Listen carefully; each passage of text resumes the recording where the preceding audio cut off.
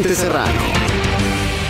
Hace unos minutos le leía la columna de opinión que publicó en sinembargo.mx la colega San Juana Martínez, a quien hemos dicho, respetamos, admiramos y nos quitamos el sombrero por sus pantalones.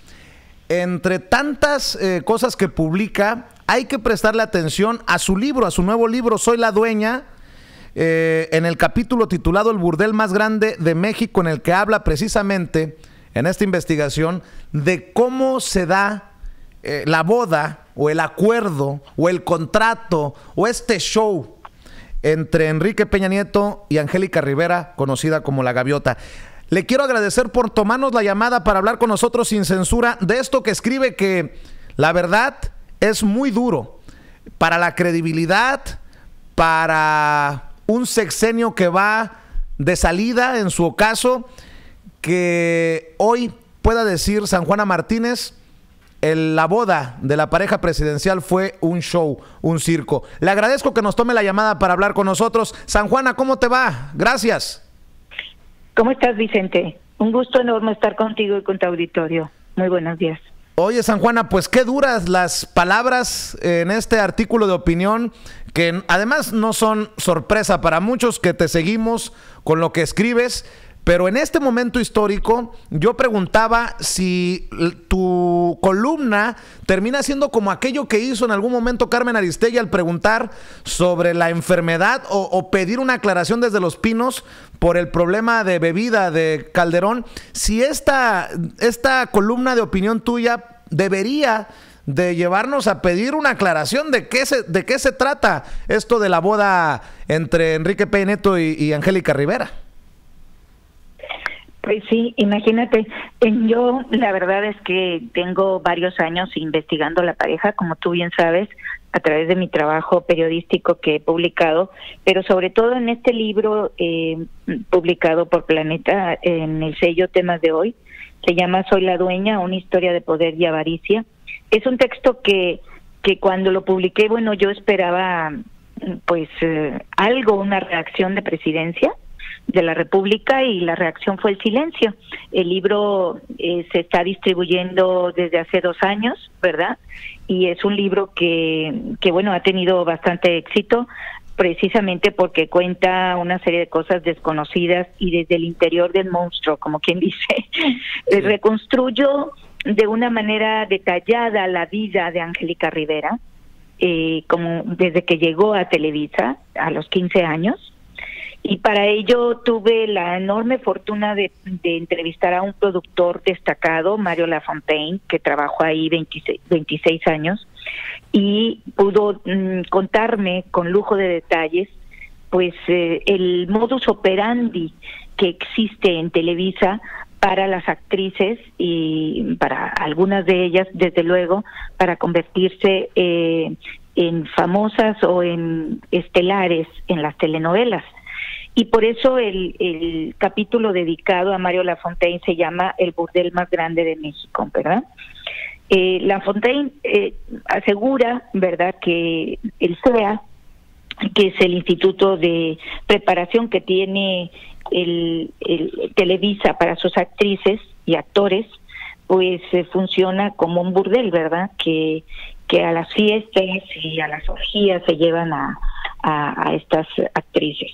En el apartado directo sobre el tema de Angélica Rivera, él va reconstruyendo, él cuenta cómo la veía llegar en autobús, ¿verdad?, todos los días acompañada de su mamá.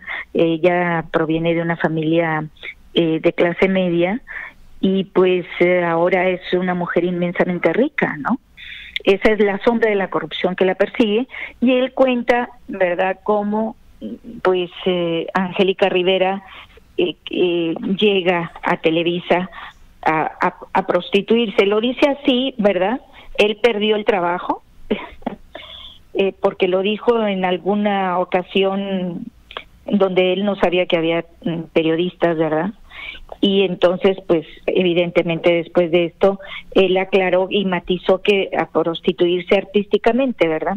Aunque dice que de la prostitución artística a la prostitución sexual únicamente hay un paso.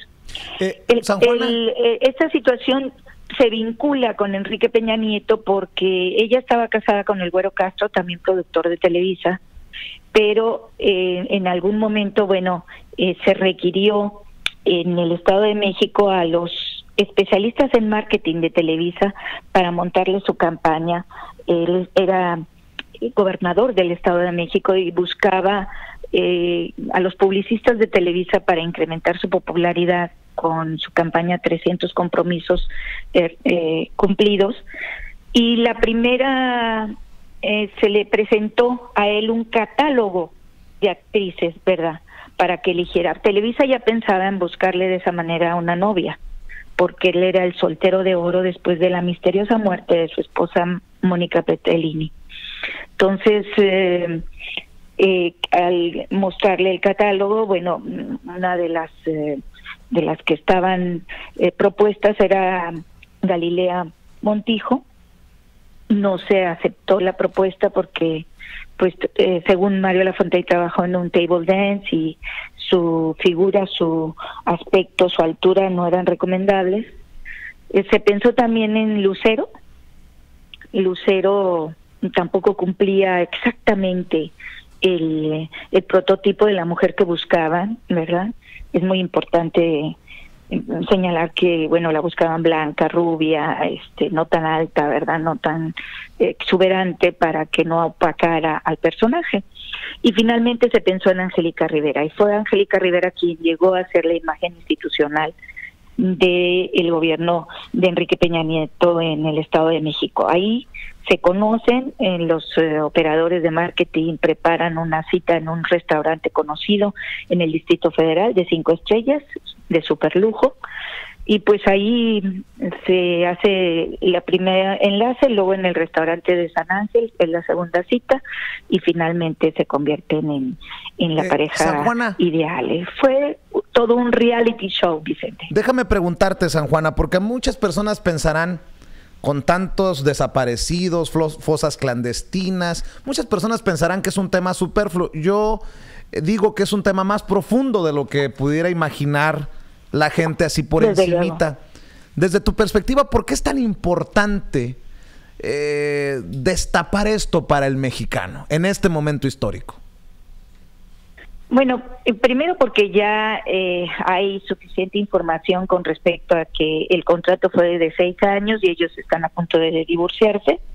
Incluso algún colega ya publicó que ya se recibió la solicitud de divorcio en Los Pinos. Esto, más allá de eso, se podría considerar, como tú dices, que esto es frívolo. Que mencionar esto es entrar en la vida privada de las personas. Yo pienso que no. Y en este caso defiendo el periodismo de investigación.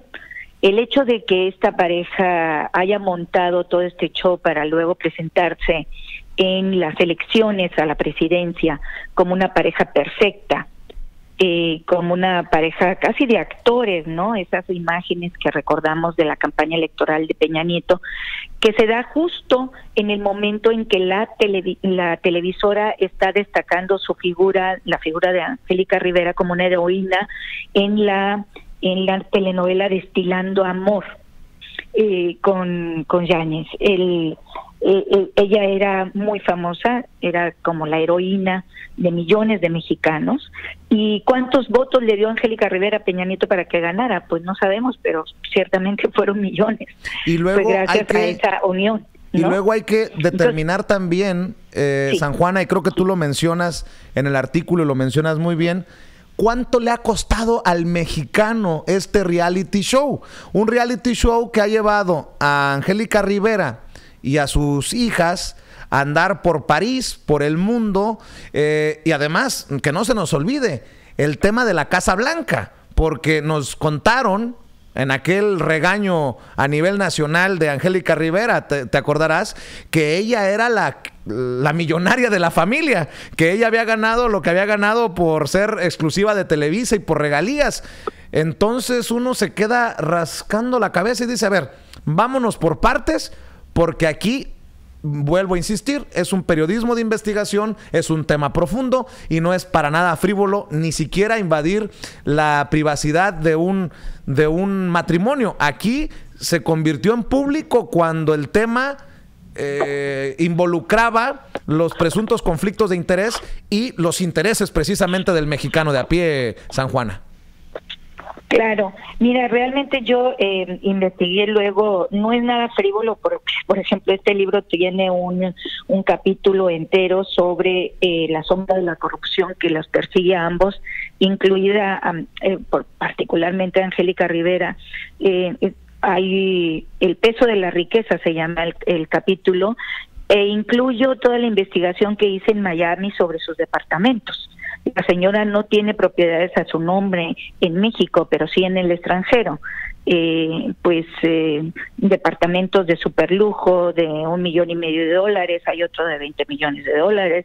Hay, por supuesto, todo el detalle con lujo de datos duros, ¿verdad? En el tema de número de catastro, de expediente, de empresas fantasma. Ella crea una red de empresas fantasma para hacerse con todas estas riquezas que también habría que señalar, pues la vida en rosa, precisamente a la que tú te refieres. Angélica Rivera se cubre de riqueza desde que llega a Los Pinos y ostentosamente lo da a conocer en la revista Hola 2 años antes de que salte el escándalo de la Casa Blanca. Ella ya la había dado a conocer en la revista Hola con todos sus rincones, ¿verdad? Uh-huh. En 20 páginas. Así que en esa vida en rosa también hay que añadir su vestuario carísimo, a veces trae más de $500,000 encima, bolsos, vestidos de $200,000, zapatos y bolsos de Gucci, imagínate, de grandes diseñadores, ¿verdad? Que pueden costar 50,000, 60,000. Por eso digo que es realmente un insulto para un país con 70 millones de pobres. Ella se negó a hacer labor social. Ella se dedicó a disfrutar de esa riqueza, a acumular riqueza, a hacer viajes al extranjero, a competir con la realeza, ¿verdad? De la realeza europea, viajes al extranjero en donde viajaban 220 personas de su familia, de sus amigos, todo pagado por los mexicanos, Vicente. Por eso creo que también... Estamos hablando de un recuento de daños terrible para nosotros, ¿no? Por eso creo que es tan importante tu libro y lo que escribes en sinembargo.mx, que publicas, San Juana, porque también en un momento de crisis en los medios de comunicación por credibilidad, por el chayote, creo que define claramente entre los que investigan y destapan y aquellos que apapachan, porque yo recuerdo, solo como ejemplo, a estos personajes, entre ellos recuerdo solamente uno, el nombre de Jania Nobel, que hablaban del vestido de diseñador en el grito de independencia, en el último grito, este vestido rojo, y decía yo, bueno, ¿con qué cara estos periodistas que son llevados a hacer la presentación del grito hablan de algo tan encabronante para el mexicano? O al menos así lo veo yo, así tendría que ser. Pues sí, porque como te decía, es un insulto, ¿verdad? Es obsceno. Mostrar esa riqueza es obsceno, y hay que añadir aquí los 6 hijos de la pareja, los respectivos hijos, ¿verdad? Pero que se han dedicado a viajar por el mundo. Solamente hay que entrar a sus cuentas de Instagram para verlos un día en Nueva York, al día siguiente en París, otro día en Milán. Entonces, ¿quién paga eso?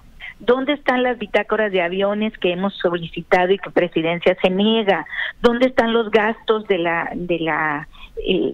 los Pinos internamente de esa casa, ¿no? ¿Cuánto se han gastado en comida, en ropa? Fíjate, San Juana, que te voy a interrumpir para nuevamente confirmar lo importante de la investigación que haces, porque apenas hace unos días Enrique Peña Nieto dijo, el muy descarado, perdón, yo sí lo voy a decir con todas sus letras, el cínico, que deberíamos de sentirnos orgullosos porque México es transparente, porque su gobierno ha avanzado en cuestión de transparencia. Y me estás diciendo que has pedido por años, se ha pedido esta información y no la han transparentado, no la han dado a conocer. No, por eso yo decía, y siempre lo he sostenido, que el puesto de primera dama debería desaparecer, porque es uno de los más oscuros, y celebro que Beatriz Gutiérrez Müller, la esposa de Andrés Manuel López Obrador, haya dicho ya que ella no va a ser primera dama. y que eso se va a terminar, ¿no? Entonces, es un puesto que ha gozado de opacidad.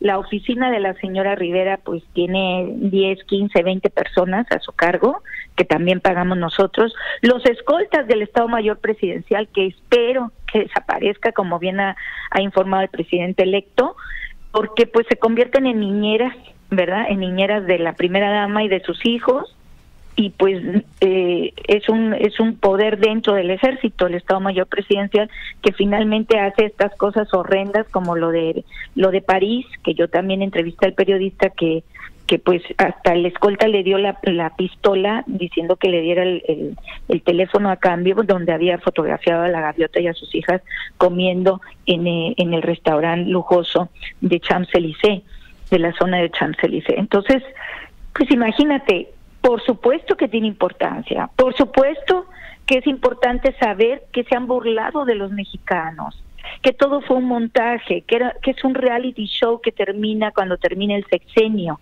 que todo eso fue montado, ¿verdad?, para llevar a Peña Nieto a la silla del Águila en Los Pinos, para sentarse de manera también muy sospechosa por esta posibilidad del fraude electoral.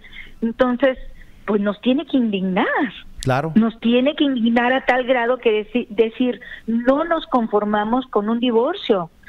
Queremos ver a estos señores en el banquillo de los acusados, queremos que se les procese, que se les enjuicie, que se les investigue, que regresen lo robado. ¿No Eso es así? creo que... Digo, mínimamente. Así porque, como terminas precisamente pasando, ¿no? tu columna de opinión, tu artículo de opinión en Sin Embargo, me parece brutal, brutalmente honesta, brutalmente clara, brutalmente necesaria. El decir, el final feliz sería una investigación, poniéndolo en términos de Rosario Robles, hasta por debajo de las piedras de estos dos personajes, San Juana, aunque con esto, pues hay que también estar preparados para el coletazo del dinosaurio, y te lo digo por cuestiones de seguridad también.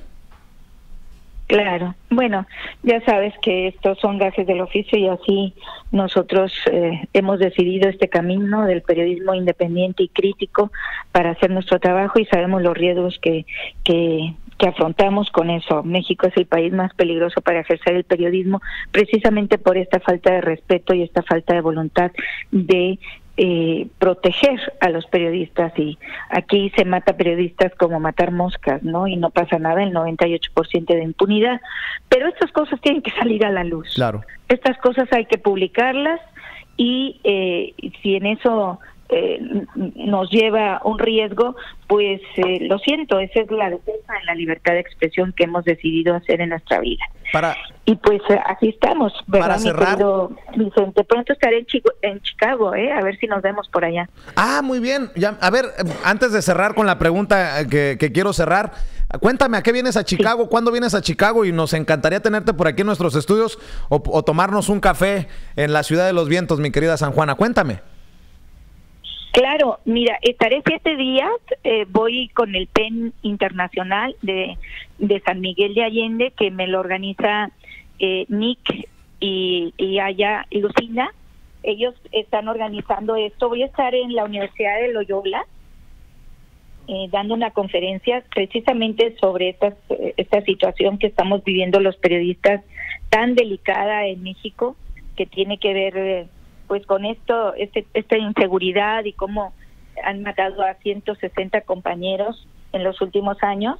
Se llama Writing in a Climate of Fear, escribir en un clima de miedo, y es el domingo, octubre 21, a las 2 de la tarde.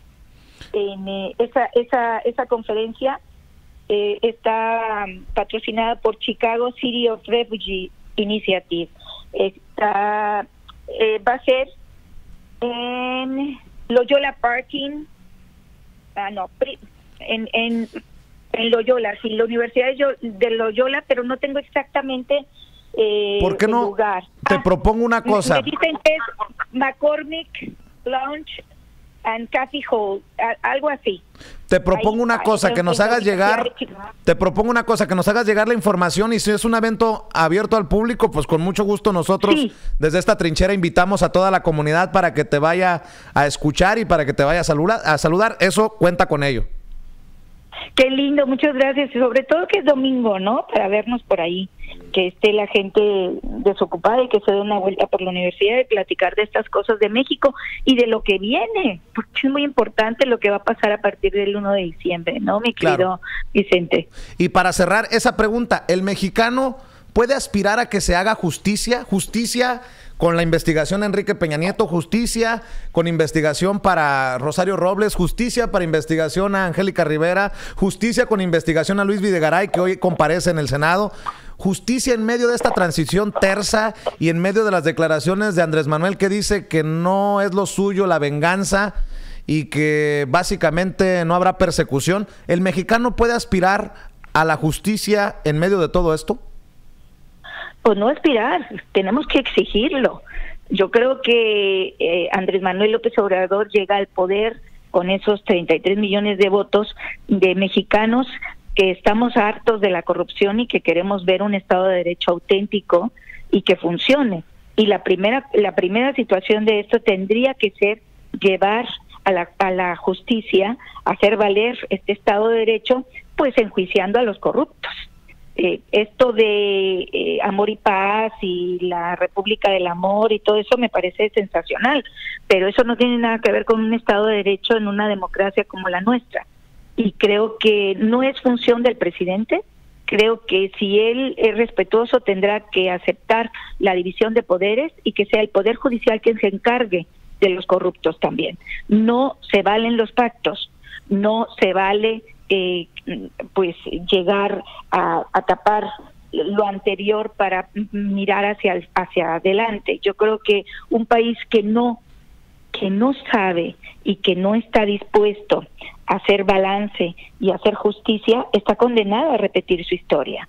Entonces, los mexicanos no solamente tenemos que esperar, sino tenemos que exigir que exista justicia en este terreno, ¿no? Estamos hartos de ver a gobernadores corruptos. ¿Cuántos de los 30 gobernadores son honestos? Ni siquiera podríamos decir un solo nombre, poner la mano en el fuego por ninguno, porque todos han robado a manos llenas. La corrupción es el pan de cada día y nos urge realmente tener un Estado de Derecho, y para ello pues Andrés Manuel López Obrador tendrá que demostrar que será un presidente distinto y respetará esta división de poderes y que la justicia haga su trabajo. Ya dijo el que será fiscal general, ¿verdad? Nieto, que pues se investigará Odebrecht y todas las tramas de corrupción que han cubierto el sexenio anterior y el anterior, porque habría que hablar también de Felipe Calderón y Margarita Zavala.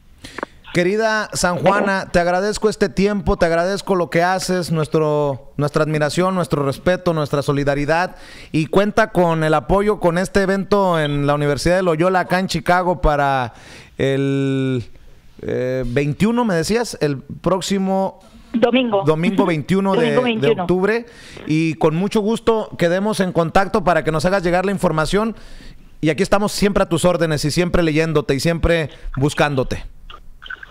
Muchas gracias. Un abrazo, Vicente. Saludos a tu auditorio. Gracias. San Juana Martínez, escritora, periodista de muchos pantalones, independiente, hablando con nosotros sin censura acerca de este tema que genera controversia, que causa polémica. Y mi querido Toño, pues la verdad que solamente nos queda más que solidarizarnos con nuestros colegas que hacen este trabajo y que pues son los que arriesgan el pellejo. Va a ser un verdadero gusto tener a San Juan aquí en los estudios de Sin Censura, y también irla a ver ahí a la Universidad de Loyola en el barrio de Rogers Park.